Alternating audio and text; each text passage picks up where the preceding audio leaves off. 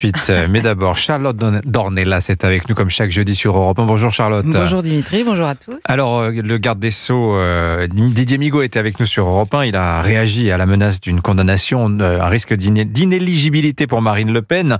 On en reparlera dans toute la journée sur Europe 1, notamment à partir de 9h avec Pascal Praud. Vous revenez sur une autre affaire qui occupe l'actualité judiciaire, celle de ce potentiel tueur en série arrêté à Toulon et qui interroge clairement, Charlotte, sur notre capacité à suivre des individus qui se révèlent aussi dangereux. Qu'est-ce qu'on peut en retenir ?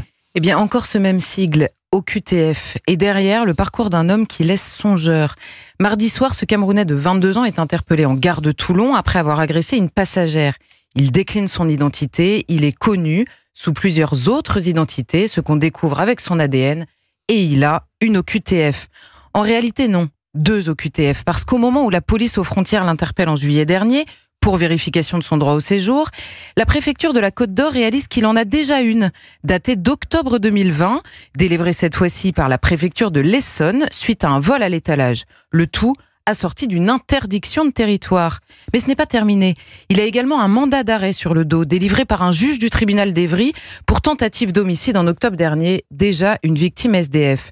Entre-temps, libre circulation oblige, il aurait agressé une femme à Dijon sans être interpellé. Le procureur avait tout juste précisé qu'il était identifié comme ayant récemment fait l'objet d'une OQTF.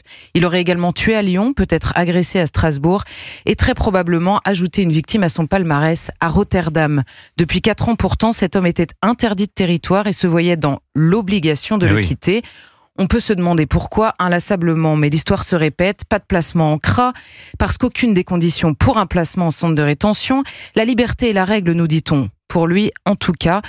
Il est donc passé outre librement ce que l'État appelle une obligation. D'accord, pas d'accord, le constat est le même. Nous sommes dépassés et tant pis pour les victimes. Oui, dépassé, c'est aussi le mot employé par Bruno Retailleau lors de son audition pour le budget 2025. En effet, le ministre parlait immigration et il a jugé que nous étions dépassés par le nombre, ce qui a, surprise, des conséquences pour le budget d'une France qui cherche des économies. Et Bruno Retailleau a pris un exemple qui ne doit probablement rien au hasard, celui de l'hébergement d'urgence. Sans doute parce qu'Emmanuel Macron et ses partisans se félicitent régulièrement d'avoir doublé le nombre de places. Plus de places et plus d'immigration. 70 à 80% des places, a poursuivi le ministre de l'Intérieur, sont occupées par des étrangers en situation irrégulière. La conséquence, ce n'est pas plus d'humanité pour les publics initialement visés, qui, eux, dorment toujours dans la rue, les victimes que nous venons d'évoquer, par exemple. Nous sommes dépassés, en effet, au détriment, comme toujours, des plus faibles. Alors, ces derniers jours, cette même idée, elle a été portée aussi par Estelle Youssoufa, députée de Mayotte, alors qu'il était question de l'aide au développement. Que nous a-t-elle dit, Estelle Youssoufa ? Eh bien là encore, nous avons perdu la maîtrise. Prévue à 150 millions d'euros en 2019, l'aide au développement atteint désormais 250 millions dans les Comores pour des projets de santé, d'école et d'eau qui manquent en Outre-mer et notamment à Mayotte. En échange, disait l'accord, le gouvernement comorien devait réduire l'immigration illégale. La France a bien investi l'argent. Pour quelles conséquences ? Eh bien, en février dernier, le chef régional de l'INSEE déclarait qu'à Mayotte, près d'1 habitant sur 2 est de nationalité étrangère, 48% de la population, et 95% de ces étrangers sont comoriens.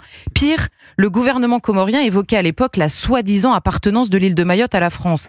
Pas de baisse de l'immigration donc, et un déni de notre souveraineté. L'argent de la France est jeté par les fenêtres et ne contribue absolument pas à aider la population, a conclu Estelle Youssoufa.